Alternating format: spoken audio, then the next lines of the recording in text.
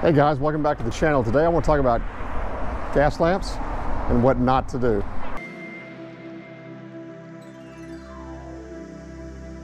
Now this is a properly installed gas lamp here.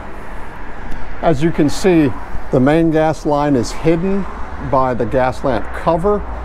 It feeds down the tube to the gas lamp itself. This is a properly installed gas lamp. Doesn't matter if it's on the ceiling or the wall.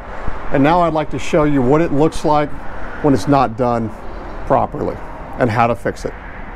Now this is a gas lamp here that has not been installed properly. You can see the main gas line coming out, the reducer going in, and the bracket has been mounted here to the stucco. And when you mount gas lamps to stucco, you can see the depth of the stucco there. You want to make sure you use long enough screws, 2.5 inch, to get through the stucco all the way to the green zip board that's behind there, so it's nice and secure. Now sometimes you will see that a plumber will plumb out the main gas line with electrical box. This is wrong, and I've had that happen. This is what happened here. We removed this electrical box.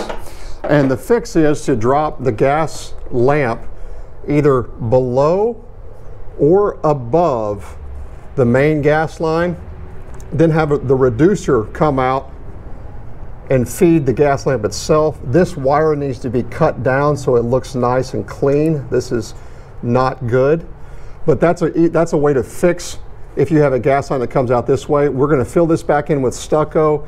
Yes, this nipple has been removed, and you can see that it will protrude out of the wall, but at that point you can still fill it in and look nice. And if there is an issue with the gas lamp, the plumbers can come back and fix the line much easier than having to remove the entire gas lamp to getting into the wall. So here we have another development that I've done which had the same issue with the rough end not being correct. So what we did is, with the fix I told you in the previous video, we mounted the bracket above the main gas line here, and then the reducer goes into the gas lamp itself. And then we came back and filled this back in with stucco. As you can see, there's a little bit of a discrepancy here from the original stucco in the fill, but I think it looks pretty clean, and that is a good way to fix if you have an issue like that with installing gas lamps.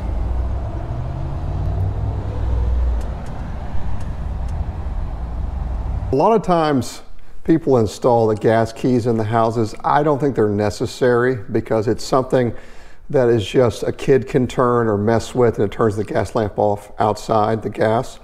There's also a gas valve inside this wall, and the more you mess with it, you eventually wear it out and it becomes an issue.